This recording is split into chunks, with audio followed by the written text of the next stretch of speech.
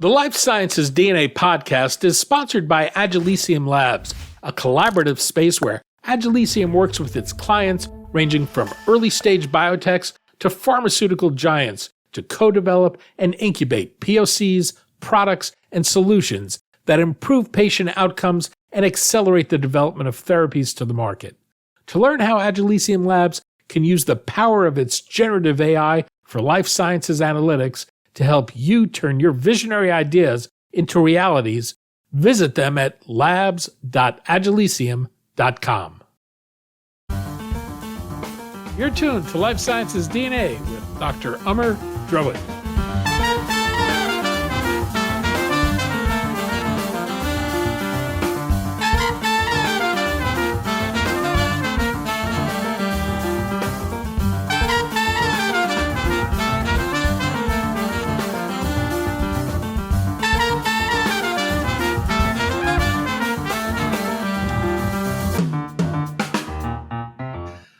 Amar, we've got Jen Nwankwo on the show today. For viewers not familiar with her, who is she? Jen is the founder and CEO of 1910 Genetics.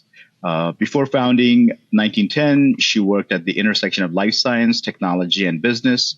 Her prior roles include management consultant at Bain & Company, director of business development at a health tech startup, and drug discovery stints at Novartis and Eli Lilly.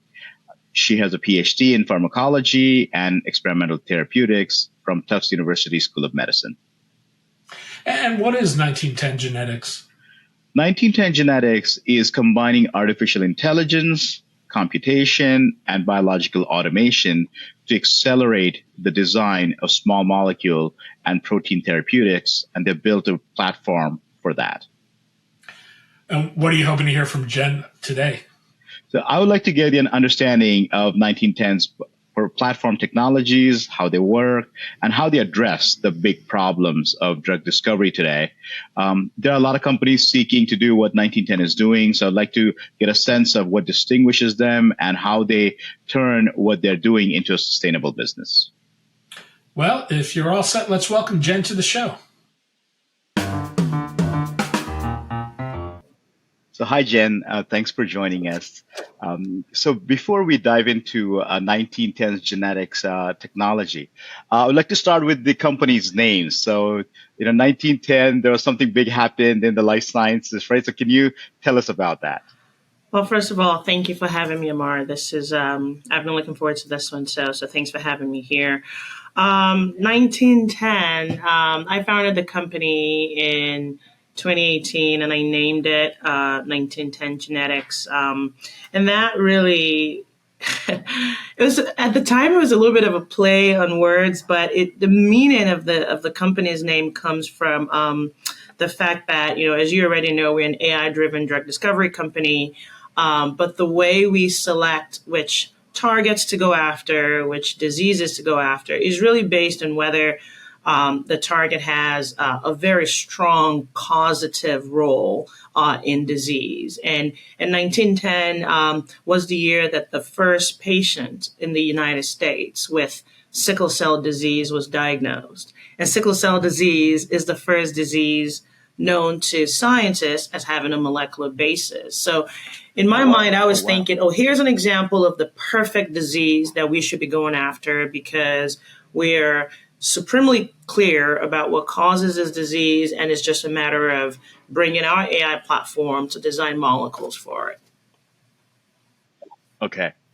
So, and it's been, over 114 years now, right? Since then.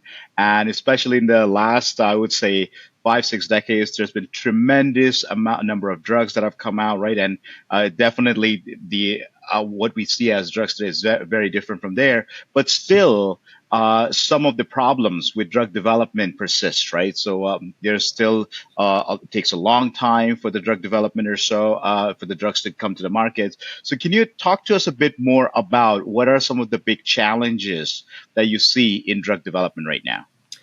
There's certainly several, and the biggest issue is a productivity problem, right? Productivity defined as a ratio of the outputs of new drugs that the pharma industries bring into market, bring into patients.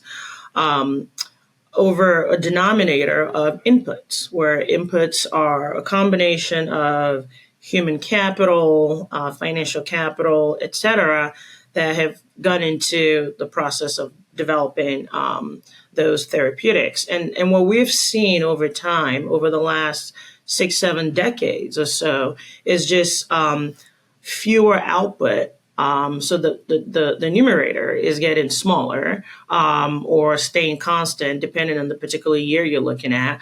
But the denominator, though, is sort of ballooning. So it's costing us more. We're requiring lots and lots more money. On average, anywhere between $2 and $2.5 billion is the current cost of bringing a new medicine to market. We're taking longer to actually bring a drug to market, over 10 years.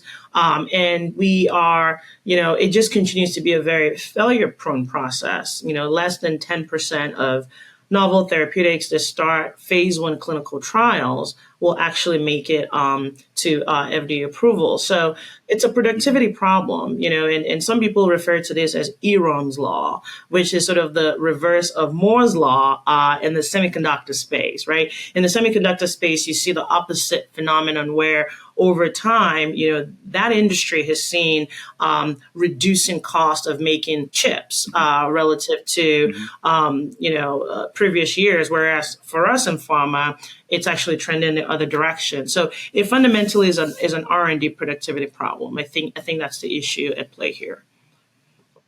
Okay, but why is the problem there? Like, why is it taking that long, right? From discovering the drug's point of view.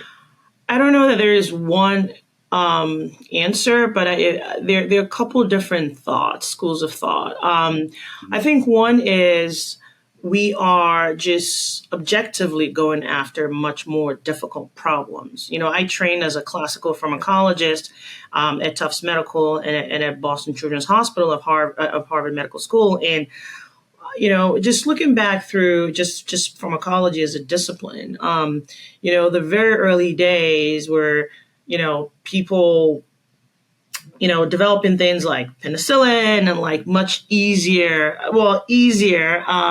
in quotes, therapies, whereas today we're going after, all kinds of modalities, right? Small molecules, large molecules, et cetera. So there's just a complexity, an increased complexity to the problems that we are tackling today. I think the other problem perhaps might be around just technology. We as an industry have not adopted technology to the degree that other industries have. We're still very much operating in an antiquated, artisanal way, where much of how we go about designing and developing drugs today are pretty similar to how we did them many years ago. And so I think that those two, for me, are probably the biggest issues and causes for the R&D productivity problem. So in some ways, point number one can be restated as we have perhaps picked a lot of the low-hanging fruit in discovery, and the fruit we're trying to reach now a little higher up, and we got to reach a little harder to get to them, whether it be via much more complex therapeutic modalities than, say, traditional small molecules, or the fact that we need to be more adoptive of technology, certainly far more than we are today. Okay. So, many companies that are built on the AI discovery platform are focused on a specific modality, whether it's small molecule or proteins or mRNA, right, or the technology. But 1910 Genetics is agnostic of drug modality, right? So, can you talk a bit about why is that and how you're able to do that? Sure. Today we are modality agnostic, but we didn't start that way. When we started the company, 5 years ago, we started out building an AI platform for small molecule discovery. A couple years into the company's existence, we started the first stages of an AI platform for large molecule but primarily around protein structure prediction, specifically prediction of side chain, amino acid side chain placement once you have figured out the Okay. configuration of the backbone. And while we were sort of working in parallel, we had two separate teams, frankly, that hardly talked to each other, doing, the small molecule and the large molecule work. What we started to see, and from my vantage point, when I just looked at both teams, we started to see a lot of commonalities. And those commonalities transformed into synergies where we were better at doing certain aspects of large molecule design as a result of having done a similar thing for small molecule discovery. And so over time, what we Okay. decided to do is, as opposed to having these two parallel separate platforms, we decided to do a layer of abstraction, and sort of develop a holistic modality agnostic platform that we call input transform output today. And what we mean by that, Okay. or ITO for short, what we mean by that is regardless of the modality that we want to design, the fundamental process that we go through is the same. We start first by asking, what is the input, which basically means what is the data that we need or we have to tackle this particular drug design challenge, right? And we innovate in data creation by generating three different types of data. Computational data, wet lab proxy biological data, and wet lab ground truth data. Those are the three modes of data that we primarily work with to train and validate AI models. And so we start there and ask, what type of data do we need for this problem? And what is the right mix of computational and wet lab proxy and wet lab ground truth that we need? And once we answer that in the input step, then we move to the transform step. In the transform step, what we do is we look at the vast array of model architectures that we have available to us, ranging from conventional machine learning all the way to deep learning, transformers, foundation models, et cetera. We are not married to any particular model architecture, but instead we ask ourselves, what's the best architecture to use for this specific problem? And so we pick and choose, mix and match model architectures in sort of a bespoke manner to address the specific task at hand, but also to take advantage of the particular data type that we have actually prepared for that problem. So once we conclude the transform step by using the data sets, the proprietary data sets to train machine learning models, the machine learning models then go on to either design new therapeutics or optimize existing therapeutics, depending on what the actual problem statement was. And then we go on, the transform step ends with manufacturing. We actually go on to synthesize, whether it's sequences, peptide sequences, antibody sequences, or small molecule chemical matter. We synthesize them, we feed that information back in terms of synthesis success rates, yields, etc., into our models, especially generative AI models, which have a tendency to sort of create and imagine really, really wild structures that you might not actually be able to manufacture. So it's really important for us to feed that information back to the models. And then that concludes the transform step. And then we move on to the final step, the output. And there we are then leveraging our state-of-the-art robotics-driven lab automation facility to design and scale up biological assays in vitro and in vivo to test those molecules, be they small or large, that we designed with the AI. So it doesn't really matter. You can come to us with a problem and you can say, hey, I have an existing monoclonal antibody. I would love to extend or to increase the half-life. Maybe it's got a 1 month half-life and I want for this to have a 3-month half-life. That's a problem statement. Another problem statement could be, I'm targeting this kinase and it's historically been considered undruggable. I cannot find a pocket, but I think there's perhaps a cryptic pocket here somewhere. Can you design some starting heat molecules or hit molecules or lead series? And those are two very different problem statements. One on the hit ID side of things and the other on the lead optimization side. One having to do with small molecules and the other having to do with large molecules. But what we're saying is we would follow the same input transform output process in Sure. order to solve Sure. Yeah. those problems. Yeah. Okay. So typically, like, so I try to maybe like take an example of either, Rosalind, which is your protein therapeutic platform, or Elvis, which is for small And so molecules. we So call if them you, now let's, ITO. We've replaced both of them.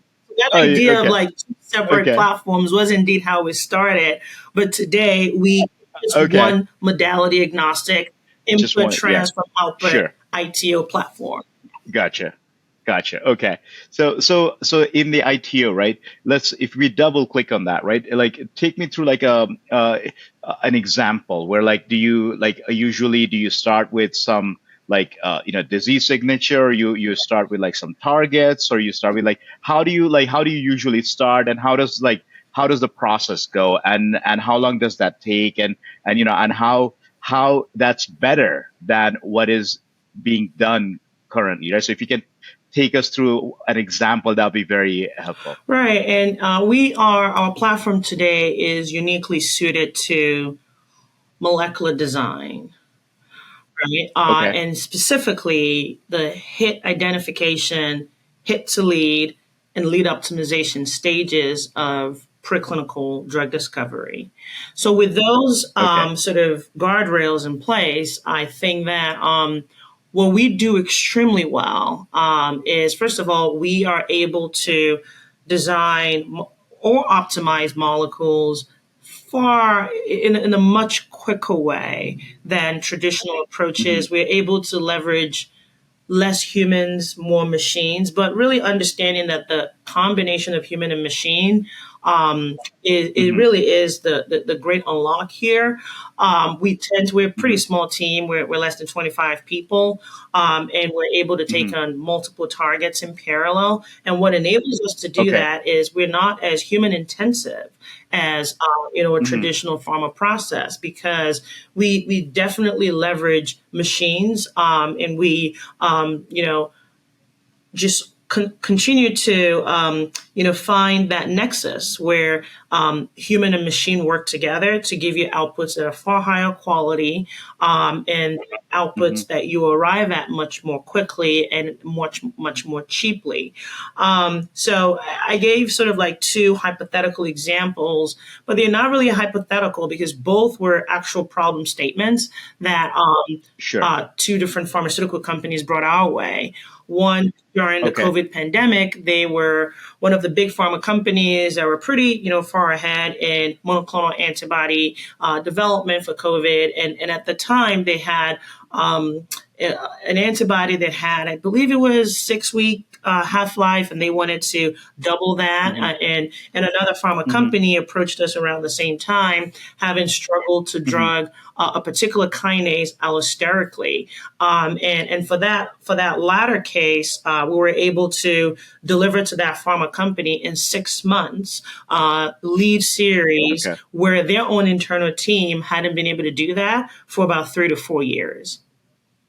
Okay. Great. Great. And just for the audience, right? So the hit is something. It's a molecule. It's a small molecule that may be binding to a protein, but then that molecules, you make changes to make it as a lead, which has a much better properties in binding the protein, and then finally you get the candidate, which is really the drug Right, that you're gonna try to do the experiment, the clinical trials on, right, right? right. So yeah, yeah. Apologies for the Uh, jargon, but yes, a hit is essentially that, a molecule, be it a large or small molecule, and you just want it to just do that, just hit your target. yeah, But it doesn't mean it doesn't hit yeah, other things, right? And so you might set yeah. like an affinity bar of around, less than 1 micromolar in like a biochemical assay with the free protein, or less than 10 micromolar IC50 in like a cellular assay. These are some, pretty established benchmarks as to what considers Yes. a molecule to be a binder to a particular target. But Hmm. that's pretty much all you're getting at that stage. You don't know Hmm. anything about that molecule's sort of like promiscuity and like its tendency to have so many off-target binding. You don't know anything about Yeah. its drug likeness, right? How it would profile Hmm. in Yes. ADME assays, absorption, distribution, metabolism, excretion. You don't even know if it's toxic, right? All you know in Hmm. the hit ID stage is here is a protein target. I've got this molecule and it binds to it. And it satisfies this binding affinity. And so that pretty much concludes your hit identification process, right? And you validate that binding in a combination of biochemical and cellular assay, and then you give yourself a thumbs up, only to then go on to the hit to lead stage and start to uncover liabilities in that molecule that might actually prevent it from ever becoming a drug. Yeah, yeah. And so tell us about what are the distinguishing factors or the distinguishing technologies or the algorithms or the approach that 1910 is taking, right? Which is help speed up this the drug discovery process. Right. I think there are certainly different points of differentiation, but I'll highlight three. First is how we overcome the data scarcity problem that prevents the application of state-of-the-art AI in this biotech space. Second is, our robotics-driven laboratory automation and how we put, the AI and data and lab automation in the same closed loop. Third is what we already spoke about, the modality agnostic nature of our platform, which really truly is a differentiator. So those are like highlights, those three. And just to go into a little bit more detail, AI is fundamentally garbage in, garbage out on the data. I mean, you know this. And while our technology behemoths, like Microsoft and so on, are doing excellent work building, in companies like OpenAI, obviously, doing a lot of great work building, state-of-the-art, AI models, model architectures. Many of them are not readily usable in the life sciences and in biotech specifically, in part because we don't have the scale, the breadth, and depth of continuous longitudinal data that we need to make these models work. These models tend to be very data hungry. And so one point of differentiation for 1910 is our data strategy, right? The way we overcome, historically scarce wet lab ground truth data by creating two additional data types. I talked about how we use, computational simulations and generate billions of data points computationally, which we have been careful to ensure that the computational simulations are approximating biological phenomena to the best of our understanding as scientists, and so that data, albeit synthetic, actually holds tremendous value, especially when we combine it with a second type of wet lab data that we call wet lab proxy biological data. What we mean here is these are, surrogate biological assays that we develop in the wet lab, most of them using next generation sequencing as, a way to sort of scale up your output. And what these assays are doing is they are not your ground truth validation assay. They are exactly what they sound like, a proxy assay or surrogate assays that get you about 70% of the way there in terms of the same information you'd get from a similarly low throughput ground truth assay. But with the proxy biological assay, we're able to get billions of data points in the lab. And so we combine the computational data with the wet lab proxy biological data, and then use that to augment the historically scarce ground truth biological data. And the melding of these three multimodal data sets is what allows us to train, state-of-the-art AI models that would otherwise not work if you were only relying on the wet lab ground truth biological data as a single data source, which is what the vast majority of people in pharma are doing, because they have not sort of understood the value of the other two data streams that I alluded to, and perhaps don't have the technology that we have to actually make those other two data sets valuable in AI-driven discovery. And the second piece is around how we are, we've got, state-of-the-art laboratory facility here in the Seaport, in the Boston Seaport. And for us, that's important, right? It's important for our two types of wet lab assays. It's important for our wet lab proxy biological data. It's important for our wet lab ground truth biological data. It's important to produce both training data for AI, but also to serve as validation when we actually now manufacture and test the output of AI, whether it be small or large molecules, having our own facility, being able to design and scale up, a variety of in vitro biochemical and cellular assays, and being able to have that output in the loop, feeding back into our AI models continuously.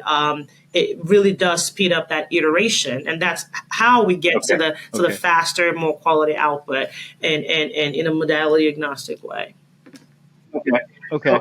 So when we talk about the AI here, the so there are different types of AI, right? So there's the analytical AI, and then there you have neural networks, but then you also have like the traditional methods, like the ensemble methods or so, and then you have the generative AI, right? So can you talk a little bit about like, and you have the three stages, right? And it looks like in the I stage, maybe there's I don't know, maybe more analytical AI.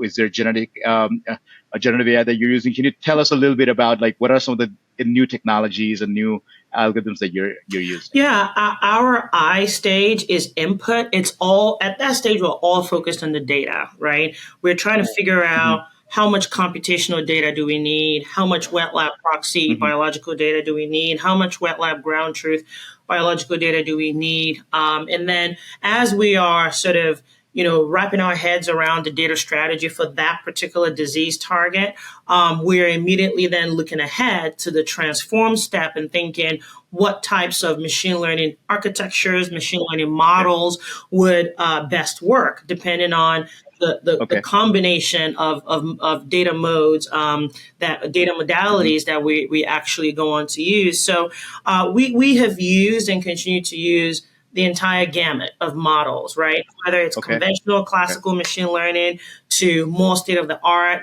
deep learning, transformer type models, large language models, small language models, foundational models, diffusion models, generative models, VAEs, the whole, like we do that whole thing. Recently the team, was running a study, swapping out transformers for Mamba architecture. Like we are pretty sophisticated when it comes to, just a thorough understanding of these different architectures, but we don't fall in love with any one model type, right? For us, it's not, we really absolutely have to use a graph neural network because it's hot today. It really is, what question are we trying to answer here, either for our own internal pipeline or for this pharma company?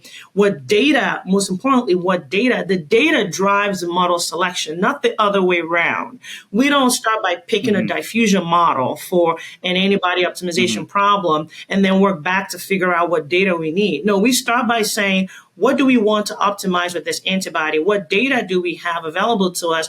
And given the output we're trying to get to, what model architecture is best for that? And we don't always get it right. We don't always get it right. We could start out using, in a project, actually, we just submitted to Nature Communications last week, which is now undergoing review. We started out wanting to improve CNS exposure of molecules that we needed for neurological indications. And we started out using, graph neural networks, and then graph neural networks with attention, and then attentive graph neural networks with reinforcement learning. And we just kept mixing and matching and just looking at the performance. And so for us, it truly is an experimentation that's happening in that transform step. And we are relying on the wet lab feedback to sort of help us understand how these models are performing. And this is why in silico only plays in this space just don't make a lot of sense, right? Because you are hardly ever going to get it right the first time with your choice of model selection.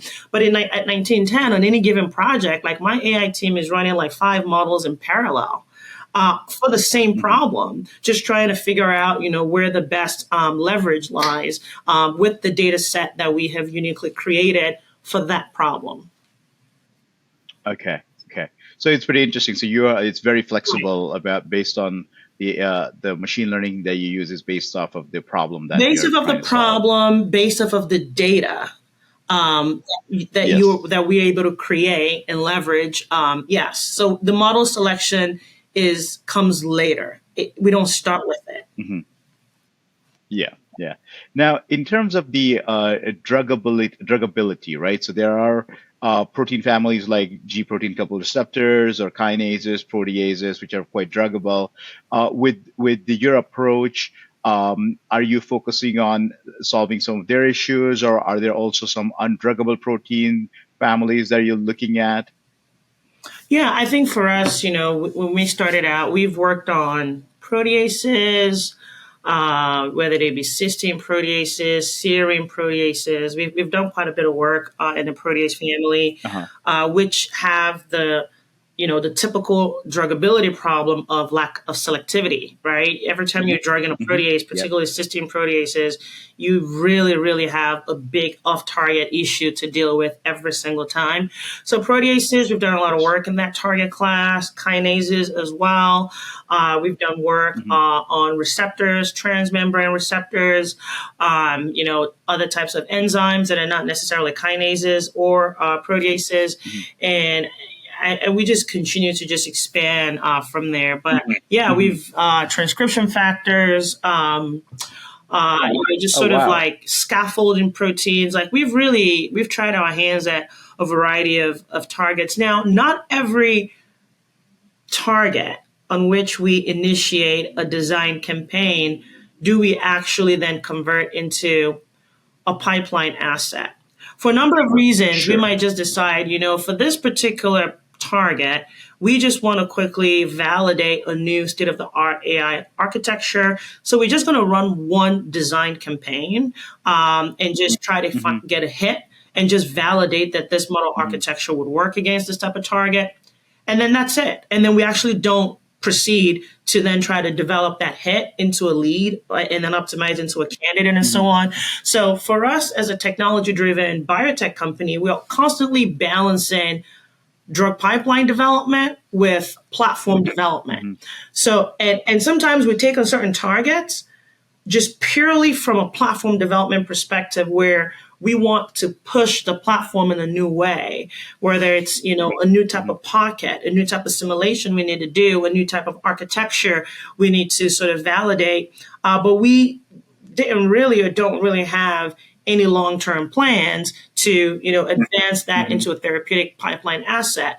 But then the flip side is Okay. also true. There are times when we're laser focused on, pipeline advancement, and we really are just focused on what sort of iterations of our technology really help us, go from, a hit to a lead, and then a lead to a candidate and so on. So yeah, just really trying to balance platform development with therapeutic pipeline development. Sometimes those two things Hmm. intersect really well on the same target, on the Yeah. same program. Yeah. Sometimes they don't intersect well. And we Sure. really just try to, just move accordingly. Sure. Yeah. So, in terms of the business side of this, what is your business model? Is that to partner with other companies, but then also develop your own pipeline? Yeah, very much a hybrid business model where, on the one hand, we first and foremost, we're a platform company, and our goal is to build the definitive single most powerful AI drug discovery platform and make that available to everybody. And when I mean everybody, I mean from pharmaceutical companies, biotech companies, technology companies, government institutions, academics, even patients. We want to bring our Mhm. technology to the world, really, truly at scale, right? And that's our goal, and that's what we mean when we say we want to build the infrastructure layer for tech-enabled drug Mhm. discovery. And so that's goal number one. I think goal number two is to then really hone in and double down on that infrastructure layer's ability, our infrastructure Mhm. layer's ability to um, bring drugs to the clinic and bring clinical candidates to the market, right? And we Right. assess that both by our own internal pipeline and how we advance in molecules from hit Mhm. ID to development candidate to the clinic, et cetera. But also we assess that by just the sheer number of, drug development enterprises and biotech and pharma companies that our platform contributes to. helping them advance molecules through the clinic and into market. So yeah, Okay. those would be the two things to highlight. Great. Now, in terms of the different therapeutic areas, do you find that it's easier to develop drugs for certain therapeutic areas versus the others? So I am going to anchor on the word develop because I think of develop differently from design, and I think of that differently Sure. from discover. I think that at the design stage, which is just here's a Hmm. target, find me a molecule that sort of binds to it or modulates it in some way. That to me is fundamentally Hmm. design. I think at that Hmm. stage, our platform is therapeutic area agnostic. It doesn't know. It doesn't Sure. know Yes. where Yeah. you want to take that eventual molecule, right? And so Yeah. it means nothing to it, the actual disease. Yeah. But when you Yes. arrive at a candidate series, now you Hmm. have a variety of indications you could pursue. You absolutely Yeah. need to have a terrific head of clinical development who is putting on their hat and saying, given, psoriasis versus dementia versus fibrosis, given our belief that this biology is implicated in these three indications, which indication should we pursue first based on Hmm. XYZ parameters? So, yes, from a development perspective, from a clinical development Hmm. perspective, I think that really is where therapeutic area really, really matters. Hmm. Because, Hmm. you start to get into things like, orphan disease designation that you could get in some rare therapeutic areas that you might not get in others. You start to get into some indications where the FDA is more open to leveraging, telemedicine, particularly in a Hmm. lot of neuro conditions, because you can, have patients do a lot of patient-reported outcomes versus in others. You start to run into things like, frankly, how high a bar is the FDA going to set, right? In something like Hmm. cancer, the FDA has come to accept, frankly, a much higher toxicity profile of a Yes. molecule than they would for something like Yeah. lifespan extension, right? Because they're just going to feel like, Yeah. well, that's not really like, a big issue, right? So they're going to set a higher bar. So you're going to run into things like how big does a trial need to be, right? In the metabolic cardiovascular space, you got like 1,000, 2,000, 10,000 person cardiovascular studies versus in certain indications, you might just be able to get away with like a 30-person confirmational trial. So disease Hmm. and indication selection is absolutely critical at the development stage. But at the design stage, where you're using AI to design a lot of the molecules, Yeah. the platform is agnostic to where you Hmm. actually end up wanting to develop that molecule Hmm. in. Sure. Great, great. Now, in terms of like you mentioned OpenAI earlier, and Sam Altman, the CEO of OpenAI, was one of your funders, right? Like in the seed round. So, how like can you tell us a bit about like as you're working with these investors, in addition to just the investment, how are you leveraging their expertise beyond just the funding? Yeah, Sam is a great investor. More importantly, a great friend. He led our seed round, and he invested in our Series A, and we're currently raising our Series B, and he'll also be investing in that. He just provides just a sounding board, and on all things startup formation, scaling, go to market, partnering strategy, etc. So whether you have an AI question or a question about hiring, he's just being a voice of reason for me all these years. So really appreciate him and his support and partnership. We beyond Sam, we have Microsoft's venture fund, which led M12, which led our Series A back in 2021, and has positioned us to strike some important go-to-market partnerships, which we'll be announcing soon. Actually, we've got a big one coming up in January 31st, so look out for that. I think the best investors are the investors who are worth their weight in gold, just outside of just the actual financial capital. So whether it's helping you with hiring, whether it's helping you with go-to-market strategy, establishing some of those channel partnerships, thinking about ways to supercharge your technology platform above and beyond what you could do on your own as a startup with limited resources. There is not a shortage of ways that investors could be value adds to startups, and we've been fortunate to have some of those invested. That's great. That's great. So, Jen Nwankwo, founder and CEO of 1910 Genetics. Jen, thank you very much for your time today. Pleasure to be here. Thank you, Omar. I enjoyed spending time with you. Thank you. Well, Emma, what did you think? Yeah, it was pretty interesting how she described the platform and then the three aspects of that, and some of the interesting things she mentioned about how they are leveraging data as well as the different types of machine learning techniques in their platform.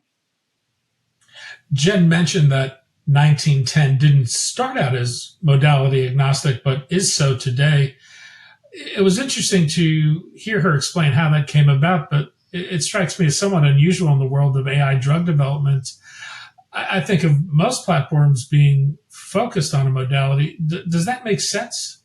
Yeah, so see, in the drug discovery process, you usually start with a target, and then you're putting the data together around that, and then you're designing either a small molecule or a large molecule like a protein or antibody to target that, right? So there are similarities there in terms of the I part that she talked about, the first part, like gathering all the data and putting that information together. So that definitely very similar, whether your therapeutic is a biologic or small molecule.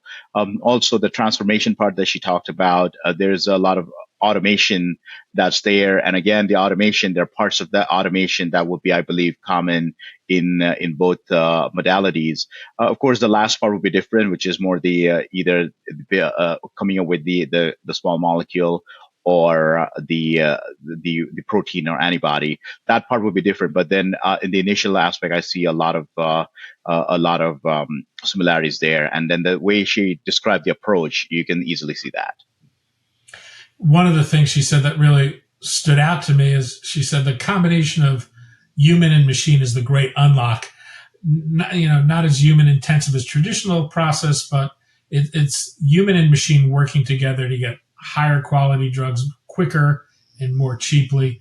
Is this something most people outside the process don't get about AI? I mean, I think there's probably a sense that we're just going to pop a quarter in the machine and it's going to spit out a drug. What don't people get about the use of AI in drug development today or discovery? Yeah, see, drug discovery is a very hard problem.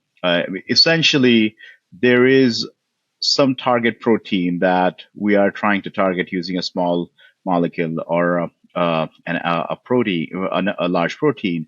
The problem is how do you design that, right? And how do you use the structure of that? And how do you think about, let's say, from the chemistry point of view, what are the kind of molecules or the type of atoms that should go where?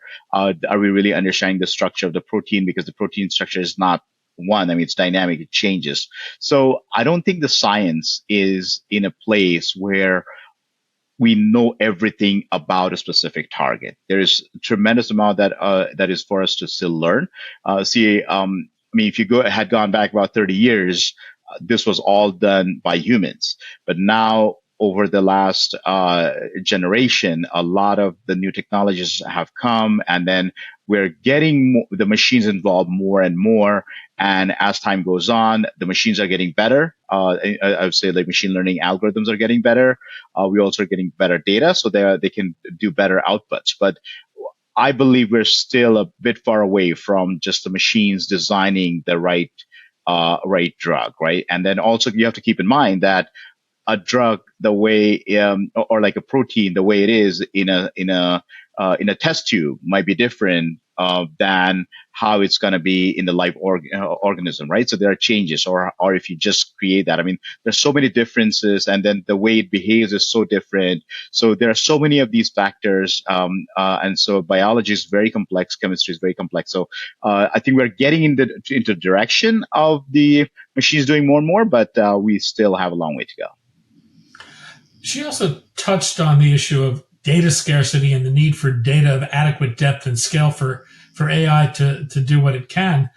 1910 has a data strategy she described that's supplementing wet lab data with computational data and assay data, which she referred to as proxy data. Yeah. This is generating billions of points. Does this solve the data challenge for using AI in drug discovery? See, it's even to identify the right target. There are 20,000 genes that we have. If we look at the different types of the mutations, there might be even more, right? So usually in machine learning, you need many more samples than variables. And when we're looking at our clinical data, we're not going to have 20,000 patients data for a specific disease to really trying to figure that to get to the bottom of exactly what are the specific protein targets that we should go after. So data is always an issue. We need a lot more data in target identification. Similarly, for chemistry, because it's a 3D conformation of the molecule that needs to fit well. So for that, you need a lot of very accurate data, which is not necessarily there, and it's hard. The structural predictions, there have been tremendous progress in making the predictions about the structures, but we're not there yet, right? So you need, even though we do have a lot of data, we still need more data. And as she said, garbage in, garbage out. You have to have a lot of data from which you can actually train the machine learning algorithm in a pretty good way. So what she said about data strategy, I thought that was a really good idea, where they are putting together a lot of lab data, and they're using that to generate hypotheses. They're using that to validate hypotheses, and they're supplementing the computational with the data with that. So I think that's a great idea. They're also generating a lot of the data, which is also a good idea, because then you have more data to work with. So yes, there is a lot of data available, but that's still not good enough because the problem is very hard. I think it's cliche to say someone with a hammer looks at everything as a nail, but the other thing she said that really struck me was she talked about data defining the AI model that's used. Mm-hmm. What did you think of that? Yeah, that completely makes sense. I mean, I'm trained in machine learning and AI, and that's what we always had, is that don't start with a method, a machine learning method, and then use it to the problem. It should be the other way around, based on what the problem is and the way the data is available. Then you try to find, based on that, what could be the right model, right algorithmic model for that, and then you fit it to that. So I really like that approach. That's a flexible approach, but that's also then you're really trying to solve the problem based on what is the best way of solving it, rather than going for the neural network every time, right? So I like that approach. Well, I found it a compelling conversation. I'm looking forward to the next one. Great. Thanks again to our sponsor, Agilicium Labs. Life Sciences DNA is a bi-monthly podcast produced by the Levine Media Group with production support from Fullview Media. Be sure to follow us on your preferred podcast platform. Music for this podcast is provided courtesy of the Jonah Levine Collective. We'd love to hear from you. Pop us a note at danny@levinemediagroup.com. For Life Sciences DNA and Dr. Amar Dravid, I'm Daniel Levine. Thanks for joining us.